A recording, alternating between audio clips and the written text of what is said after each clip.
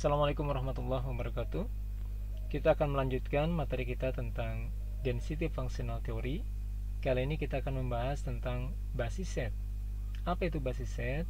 Basis set adalah himpunan fungsi-fungsi basis yang digunakan untuk merentangkan atau membangun solusi fungsi gelombang dari elektron dalam sebuah sistem.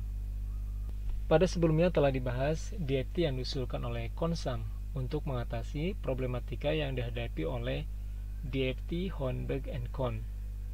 Konsam memandang sistem partikel atau sistem elektron terdiri atas elektron-elektron yang tidak saling berinteraksi.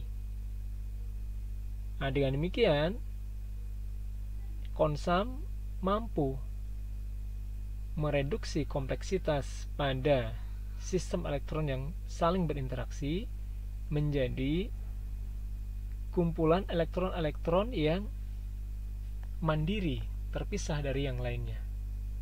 Nah, kemudian untuk mengkompensasi interaksi antar elektron tadi pada sistem real, maka Konsam memasukkan sebuah potential average yang menyatakan bahwa sebuah elektron atau pengaruh dari elektron-elektron lain dari sebuah sistem dinyatakan dalam sebuah potensial. Sehingga kalau kita pandang sebuah elektron, maka seolah-olah elektron tersebut bergerak dalam potensial rata-rata tersebut. Nah, dalam slide ini potential average dinyatakan dalam bentuk potential Hartree yang sejatinya adalah merupakan interaksi Coulomb antar elektron. Nah, dengan menggunakan pendekatan Konsam, maka diperoleh persamaan atau problem elektron tunggal seperti ini. Nah, kalau dalam sistem terdapat n elektron, maka kita akan memiliki sejumlah n persamaan elektron tunggal yang harus dipecahkan. Nah, pada persamaan ini terdapat fungsi gelombang dari elektron. Jadi, fungsi gelombang dari elektron di dalam sebuah sistem elektron. Nah, biasanya dinyatakan fungsi ini disebut sebagai molekular orbital. Nah, problemnya bagaimana mendapatkan fungsi gelombang elektron ini? Nah, fungsi gelombang ini sebenarnya bisa dihitung untuk sistem yang kecil. Nah, tetapi untuk sistem yang besar, nah tentu menjadi tidak mungkin untuk dihitung fungsi gelombang ini. Nah, maka fungsi gelombang ini didefinisikan di awal tadi sebagai kombinasi linier dari fungsi-fungsi basis. Nah, yang akan kita bahas pada pertemuan ini. Nah, fungsi basis yang umum digunakan ada dua jenis. Yang pertama adalah fungsi basis Gaussian. Kemudian yang kedua adalah fungsi basis plane wave. Yang pertama kita lihat. Nah, jadi kita bisa memandang fungsi gelombang elektron dalam sebuah sistem elektron atau kita sebut dengan tadi molekular orbital. Kita bisa memandangnya sebagai kombinasi linier dari orbital atomik. Jadi kalau kita memiliki sebuah sistem misalkan terdiri atas 3 atom seperti ini, maka fungsi gelombang elektron dalam sistem ini kita bisa nyatakan sebagai superposisi linier ya, atau kombinasi linier dari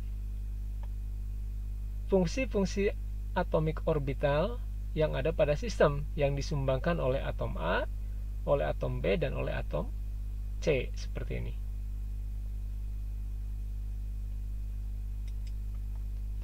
Nah, selanjutnya, dengan demikian berarti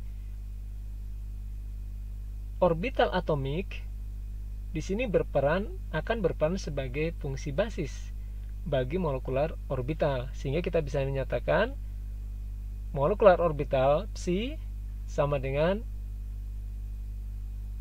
kombinasi linier dari fungsi basis yang dibangun oleh tadi atomic orbital dengan sebuah koefisien pembobot.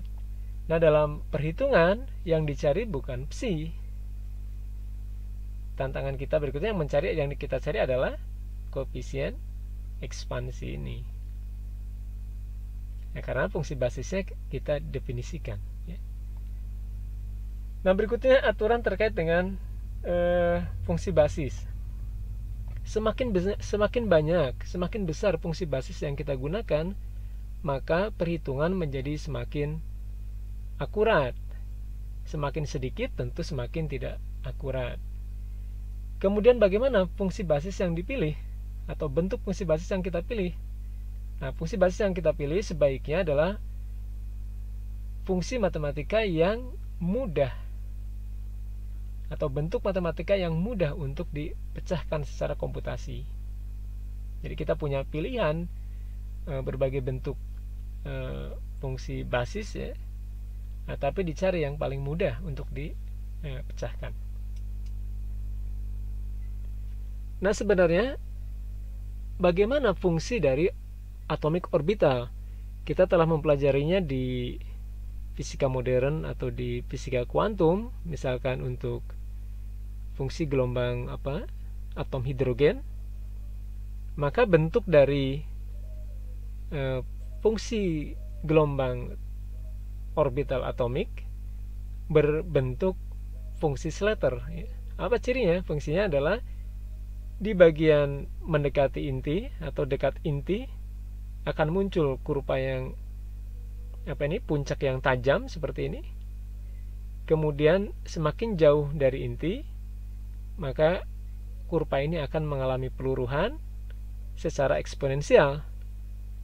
E pangkat min A dikalikan R seperti ini. Jadi semakin jauh semakin rendah, turun secara eksponensial. Nah, sehingga pilihannya adalah fungsi basis dari atomic orbital, maka bisa kita pilih bentuknya adalah fungsi Slater seperti ini. Nah, sayangnya fungsi Slater ini secara komputasi atau secara perhitungan lebih rumit untuk dipecahkan dibandingkan fungsi Gaussian misalkan. Nah, fungsi Gaussian ini integralnya lebih mudah dipecahkan dibandingkan Slater function ini. Nah, sehingga dipilih bahwa fungsi gelombang untuk atomic orbital dipilih berbentuk fungsi Gaussian. Nah, tapi kalau kita lihat di sini fungsi Gaussian ya nggak begitu match, ya. Jadi nggak begitu pas sebenarnya menggambarkan atomic orbital, karena seharusnya mendekati fungsi Slater ini. Oke, jadi bedanya antara Slater dan Gaussian kita lihat di bagian R-nya di sini, yang Slater tanpa kuadrat, yang ini ada kuadratnya. Lalu bagaimana menggunakan fungsi Gaussian agar dapat mendekati fungsi Slater? Oke, sebelumnya kita kenalkan orbital tipe Gaussian. Jadi orbital realnya tadi fungsinya fungsi Slater, ya. Sekarang bagaimana kalau atomic orbital kita nyatakan dalam bentuk fungsi Gaussian? Biasa kita kenal dengan GTO, Gaussian Type Orbital. Nah, pertama kita lihat GTO yang primitif. GTO primitif adalah GTO yang terdiri atas satu buah fungsi Gaussian. Jadi kalau primitif GTO berarti dalamnya terdapat hanya satu fungsi Gaussian. Nah, ini bisa ditampilkan, bisa dinyatakan dalam bentuk koordinat kartesian ataupun kita nyatakan dalam koordinat bola. Kalau dalam kartesian bentuknya seperti ini. X pangkat K kemudian dikalikan Y pangkat M dikalikan Z pangkat N dikalikan E pangkat negatif zeta function dari nu dikalikan R kuadrat. Sementara dalam bentuk koordinat bola, ini yang umum kita lihat biasanya bentuk seperti ini, ya. Jadi ada bagian angulernya, ada bagian suku radial seperti itu, ya. Berikutnya bagaimana atomic orbital dinyatakan dalam fungsi Gaussian. atau yang kita kenal dengan Gaussian Type Orbital atau GTO. GTO yang terdiri atas fungsi Gaussian tunggal disebut dengan GTO primitif. GTO primitif bisa dinyatakan dalam koordinat kartesian maupun dalam koordinat bola. Dalam koordinat kartesian, G sama dengan X pangkat K dikalikan Y pangkat M dikalikan Z pangkat N dikalikan E pangkat negatif zeta function dari nu dikalikan R kuadrat. Nah, bagian decay ini adalah bagian suku radial, sementara sisanya adalah suku anguler ya. Kalau kita lihat di koordinat bola ya. Nah, kalau kita lihat di koordinat bola, G dinyatakan dengan YLM fungsi dari theta, pi. Ini adalah fungsi gelombang dalam merupakan komponen angular dikalikan R pangkat L E pangkat negatif zeta function dikalikan R kuadrat. Nah, ini adalah bagian suku radial ya. Nah, sebenarnya bentuk ini telah kita temui di dalam bahasan-bahasan di fisika kuantum ya, untuk misalkan untuk fungsi gelombang dari atom hidrogen ya. Kita telah temui, tapi berbedanya adalah di bagian suku radial ya. Biasanya di sini bukan R kuadrat tapi R ya, atau mirip seperti Slater function tadi ya, fungsi Slater. Selanjutnya kita bisa menuliskan atomic orbital dalam bentuk fungsi Gaussian primitif atau GTO primitif dalam koordinat kartesian untuk masing-masing bilangan kuantum L, K, Mn, di mana L sama dengan K ditambah M ditambah N. Yang pertama untuk L sama dengan 0, atau ini adalah subkulit S ya, terdiri atas satu orbital yang dinyatakan oleh satu buah fungsi Gaussian. Kemudian untuk L sama dengan 1 atau subkulit P, di sini kita peroleh ada 3 buah orbital Px, orbital Vy, dan orbital Pz. Masing-masing dituliskan dalam satu buah fungsi Gaussian. Kemudian untuk L sama dengan 2 atau subkulit D, di sini kita peroleh ada 5 orbital. Yang dituliskan ada 6 ya, seharusnya ada 5. Jadi jika berputar terhadap sumbu Z, harusnya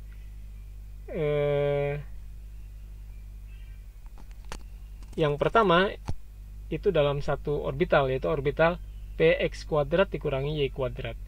Jadi kita memiliki ada 5 orbital. Orbital pertama adalah Px kuadrat min Y kuadrat, kemudian Pz kuadrat, kemudian Pxy, Pxz, dan Pzy.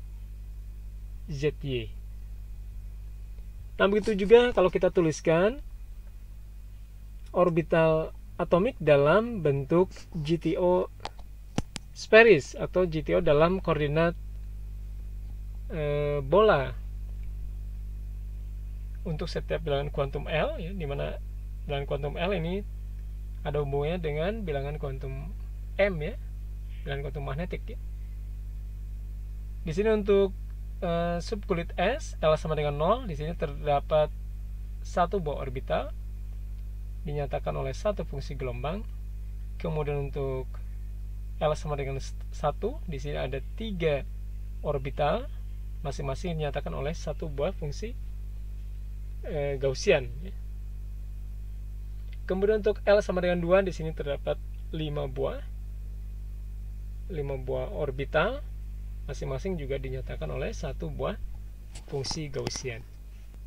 Tadi kita telah melihat bahwa jika atomic orbital didekati oleh primitif GTO, maka setiap orbital hanya dinyatakan oleh satu buah fungsi Gaussian. Padahal kita tahu bahwa fungsi gelombang dari orbital atomik berbentuk fungsi Slater. Jadi jika kita hanya memiliki satu buah fungsi Gaussian, padahal orbital atomik itu seharusnya fungsinya adalah Slater, fungsi Slater seperti ini. Nah, sehingga di sini ada selisih. Jadi kurang begitu akurat ya. Jadi kalau kita menggunakan satu buah fungsi Gaussian. Nah, ini akan lebih akurat kalau kita menggunakan 2 fungsi Gaussian atau bahkan 3 fungsi Gaussian. Maka kita bisa fungsi Slater kita bisa dekati dengan kombinasi atau gabungan dari ketiga fungsi Gaussian ini. Nah, gabungan dari ketiga fungsi Gaussian ini disebut dengan fungsi Gaussian terkontraksi. Nah, jadi untuk setiap orbital ini bisa dinyatakan dengan fungsi Gaussian terkontraksi seperti ini agar perhitungan menjadi lebih akurat. Jadi intinya, kenapa kita memerlukan lebih dari satu fungsi Gaussian? Intinya adalah mengejar agar kita memperoleh sebuah fungsi yang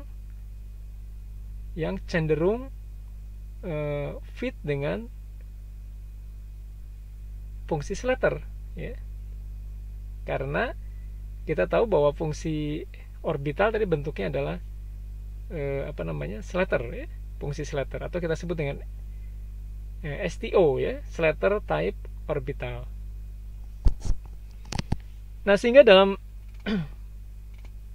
fungsi Gaussian terkontraksi kita bisa nyatakan bahwa fungsi Gaussian sama dengan penjumlahan dari fungsi Gaussian primitif, ya. Jadi fungsi Gaussian terkontraksi sama dengan penjumlahan dari fungsi Gaussian primitif, ya.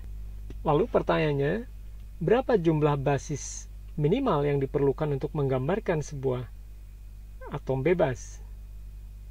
Maka aturannya adalah minimal diperlukan satu buah fungsi basis untuk setiap atomic orbital. Jadi misalkan subkulit S tadi hanya memiliki satu buah orbital, maka dapat digambarkan oleh satu buah atau dapat diwakilkan oleh satu buah fungsi basis. Nah, contoh di sini. Misalkan coba hitung berapa jumlah fungsi basis yang diperlukan untuk menggambarkan molekul metana CH4. Nah, kita tahu bahwa CH4 terdiri atas 4 atom H dengan 1 elektron pada orbital 1s. Kemudian 1 atom C yang terdiri atas 6 elektron sehingga akan menempati orbital 1s, 2s, dan 2p. Nah, dengan demikian berapa jumlah fungsi basis yang diperlukan? Maka fungsi basis yang diperlukan adalah 4 buah fungsi basis untuk mendeskripsikan orbital 1s dari hidrogen, kemudian 1 buah fungsi basis untuk mendeskripsikan orbital 1s dari C, 1 untuk orbital 2s, dan 3 untuk orbital 2p dari atom C, sehingga kita total memerlukan 9 orbital. Kemudian jika kita menggunakan basis set Gaussian terkontraksi menggunakan STO3G, berarti untuk setiap orbital akan diwakili oleh 3 buah fungsi Gaussian, sehingga kita akan memerlukan 9 basis function, 9 fungsi basis, di mana setiap fungsi basis akan dinyatakan oleh 3 fungsi Gaussian, sehingga kita akan memiliki 27 fungsi Gaussian, atau kita memerlukan 27 GTO primitif. Berikutnya, ternyata penggunaan fungsi basis berbentuk Gaussian terkontraksi, misalkan STONG, ternyata tidak sepenuhnya menghasilkan perhitungan yang akurat. Pada STONG mensyaratkan bahwa setiap atomic orbital dinyatakan oleh satu buah fungsi basis. Nah, maka dilakukan beberapa perbaikan, diantaranya memungkinkan atau mengizinkan setiap orbital dinyatakan oleh lebih dari satu basis fungsi, ya. Misalkan double zeta, berarti terdapat 2 fungsi basis untuk menggambarkan satu buah orbital.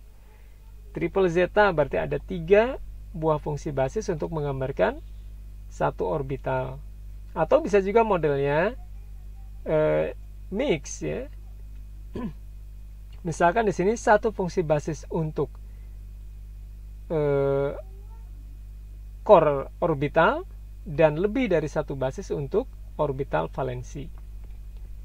Misalkan di sini 321G, ini artinya satu buah fungsi basis yang terdiri atas 3 GTO untuk mendeskripsikan atom core. Kemudian ada dua fungsi basis, masing-masing terdiri atas 2 GTO dan 1 GTO untuk mendeskripsikan orbital valensi. Alasan mengapa orbital valensi menggunakan fungsi basis yang lebih banyak dibandingkan core orbital, karena elektron-elektron pada orbital valensi memegang peranan utama dalam interaksinya dengan lingkungan, sehingga membutuhkan akurasi yang lebih tinggi. Contoh lain di sini 6-311G. Artinya di sini ada satu fungsi basis untuk mendeskripsikan orbital core yang di dalamnya terdiri atas 6 fungsi GTO primitif. Kemudian ada 3 fungsi basis yang digunakan untuk mendeskripsikan valensi yang masing-masing terdiri atas 3 GTO primitif, 1 GTO primitif, dan 1 GTO primitif. Perbaikan berikutnya dilakukan dengan cara mengakomodir fungsi basis polarisasi dan fungsi basis difusi. Polarisasi terjadi ketika sebuah atom atau sebuah orbital atom mendistorsi orbital elektron atom lainnya. Misalkan sebuah orbital S yang tadinya berbentuk bola dengan distribusi elektron berbentuk bola dapat terdistorsi oleh orbital tipe P sehingga membentuk orbital S yang berbentuk opal seperti ini. Atau orbital tipe P bisa terdistorsi oleh orbital tipe D sehingga menghasilkan distribusi elektron yang seperti ini. Nah, sehingga untuk mengakomodir perubahan-perubahan atau distorsi ini, maka ditambahkan sebuah fungsi basis tambahan. Dinotasikan di sini di belakang setelah huruf G dengan huruf D misalkan. Ini artinya ditambahkan fungsi basis orbital D untuk mensupport polarisasi tadi. Ini untuk atom yang lebih berat. Kemudian bisa juga dituliskan D, P, artinya selain ditambahkan fungsi orbital D, juga ditambahkan fungsi orbital P, khusus untuk atom yang ringan atau atom hidrogen di sini. Berikutnya fungsi basis difusi. Fungsi basis difusi biasanya ditambahkan untuk sistem-sistem tereksitasi, anion ataupun sistem yang membentuk ikatan hidrogen. Karena di sini kerapatan elektron mengalami pelebaran. Biasa dinotasikan dengan menambahkan tanda plus di depan huruf G. Bisa 1, bisa juga 2 plus seperti ini.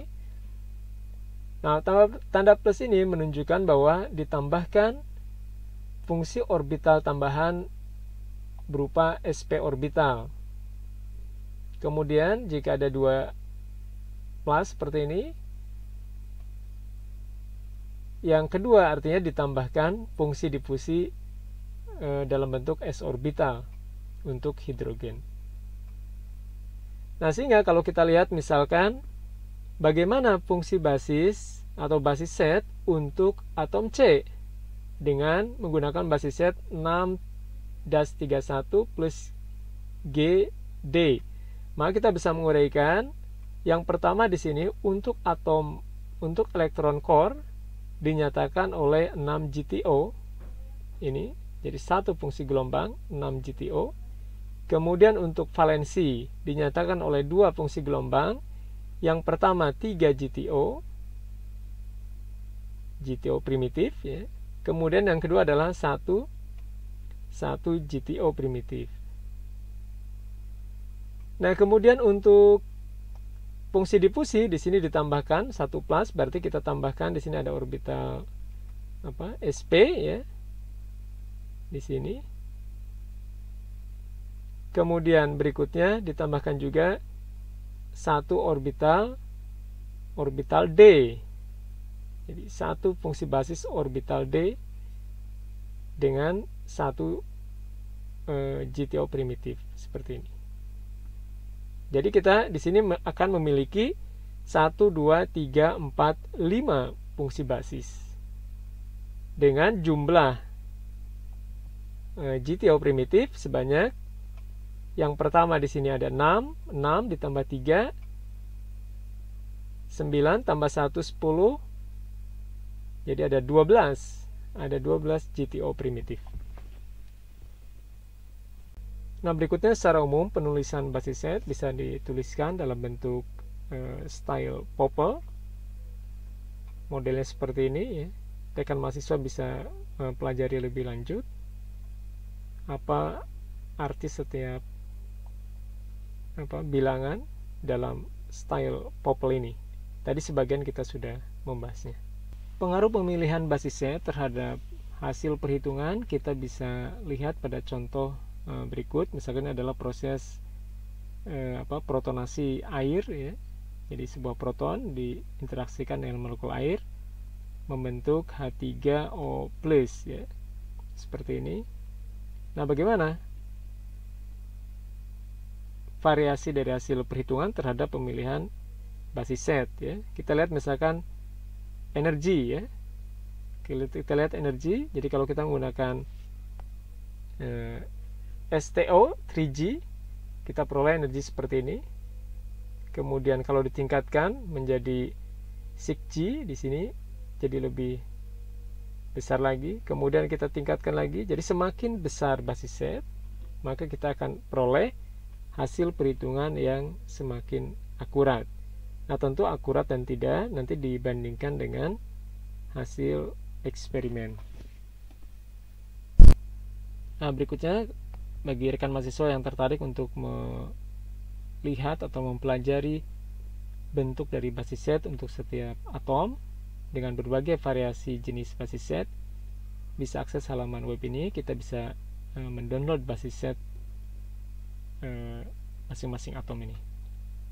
Setelah kita download basis set dari halaman web tadi, kita akan peroleh dua variabel. Yang pertama adalah eksponen, yang kedua adalah koefisien kontraksi ya. Jadi kita bisa nyatakan, misalkan kita mendownload basis set jenis STO3G, maka kita akan peroleh koefisien kontraksi. Kemudian kita akan peroleh suku eksponen seperti ini. Basis set Gaussian yang tadi kita pelajari biasanya digunakan untuk sistem-sistem yang terlokalisasi atau berbentuk klaster, misalkan molekul, makromolekul, protein seperti dan selanjutnya. Sedangkan untuk sistem-sistem zat padat, sistem kristal periodik, nah kita harus menggunakan basis set tipe yang lainnya, yaitu basis set gelombang bidang atau basis set plane wave. Pertama kita tinjau kasus elektron di dalam box satu dimensi. Nah, persoalan ini seringkali kita temukan dalam materi fisika kuantum. Misalkan lebar kotak ini sebesar L, kemudian di kedua sisinya terdapat dinding potensial yang tak berhingga, sehingga elektron tidak mampu melepaskan diri dari kotak ini. Maka persamaan gelombang partikel untuk elektron dalam kotak kita bisa nyatakan dalam bentuk persamaan Schrödinger seperti ini. Suku potensialnya di sini 0 ya, karena dalam kotak potensial di sini 0 ya. Kemudian dengan menerapkan syarat batas bahwa fungsi gelombang di kedua sisi kotak ini bernilai 0, maka kita peroleh solusi si n sama dengan 1 per akar L E pangkat I Gn X. Ini merupakan fungsi gelombang bidang ya, yang bisa kita nyatakan juga sebagai superposisi dari fungsi cos dan sinus ya. Dengan Gn adalah bilangan gelombang, besarnya 2πn dibagi dengan L. Dari persamaan ini pula kita memperoleh energi atau nilai eigen. En sama dengan Gn kuadrat dibagi 2 atau sama dengan 2π kuadrat n kuadrat dibagi L kuadrat. Nah, kemudian kalau kita plot dalam kurva hubungan antara bilangan gelombang dalam sumbu horizontal, kemudian energi dalam sumbu vertikal, maka kita peroleh di sini titik-titik yang menggambarkan setiap keadaan untuk bilangan kuantum yang berbeda. Ya. Ini energi ground state misalkan. Nah, jarak antar titik-titik ini menyatakan titik ini menyatakan level energi. Kemudian jaraknya menyatakan selisih antar level energi ya. Ini selisihnya ya, kita bisa hitung. Nah, kemudian kalau boxnya kita tambah, maka kita akan peroleh solusinya bilangan gelombang 2πn per 2L. Jadi bilangan gelombangnya semakin kecil. Kemudian ditambah 3 kotak, sini bilangan gelombangnya semakin kecil lagi ya.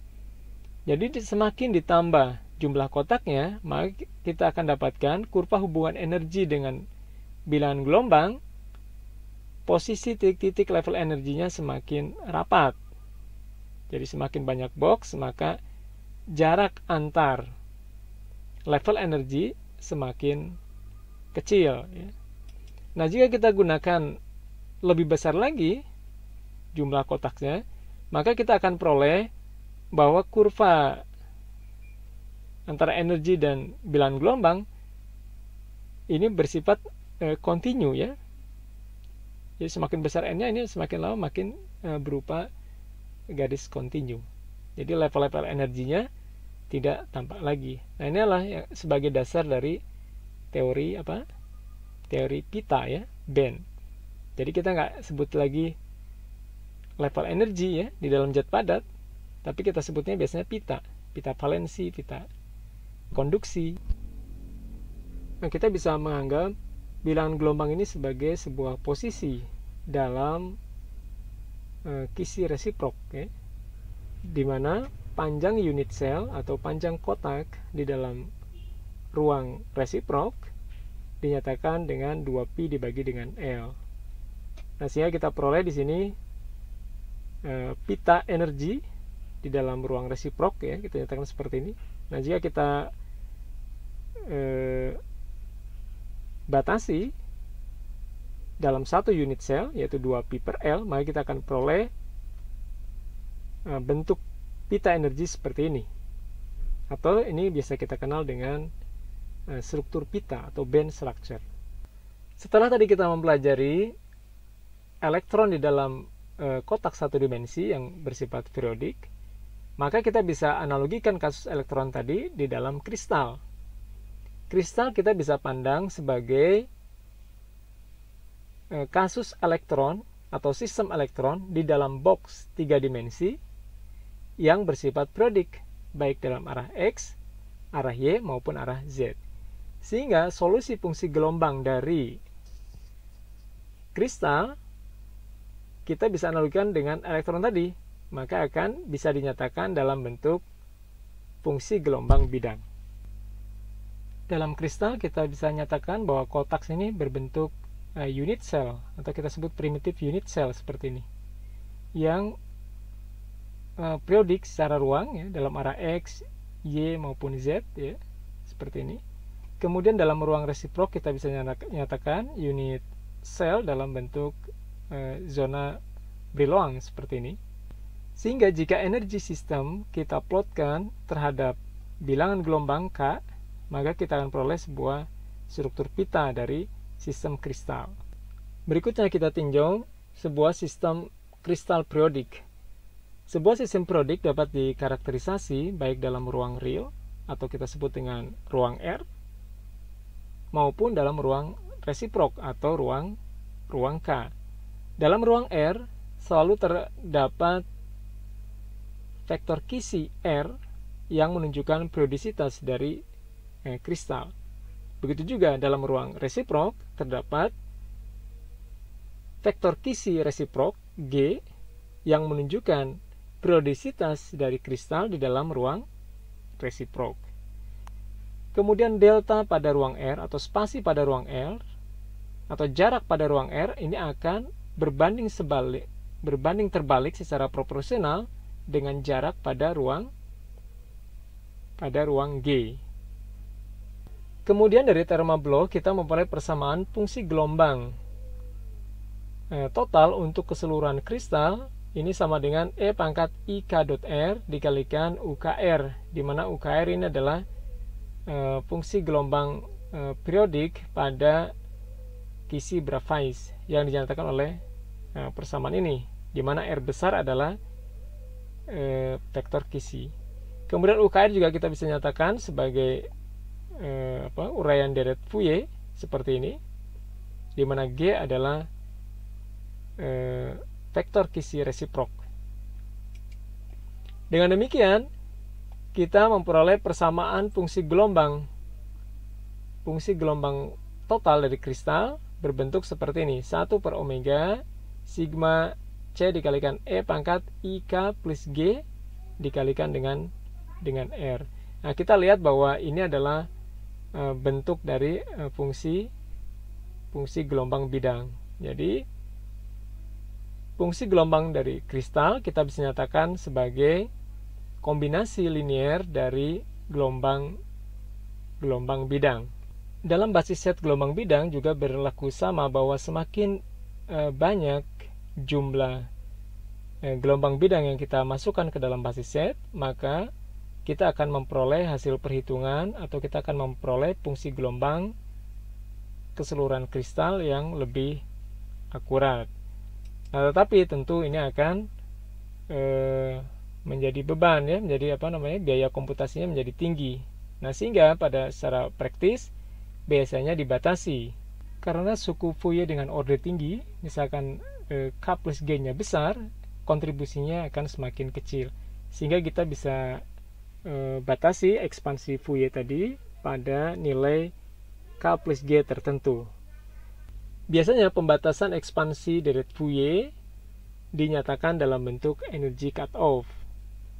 Hubungan antara vektor gelombang dan energy cutoff dinyatakan seperti ini, di mana K ini adalah sembarang titik di dalam ruang resiprok ya. Nah, dengan persamaan ini maka akan diperoleh nilai-nilai K yang memenuhi persamaan ini yang akan digunakan dalam perhitungan. Sementara nilai K yang tidak memenuhi tidak akan dimasukkan ke dalam perhitungan. Nah, saya rasa untuk materi basis set cukup sekian, semoga ada manfaatnya. Silakan rekan mahasiswa untuk memperdalam lebih lanjut. Saya akhiri sampai sini. Assalamualaikum warahmatullahi wabarakatuh.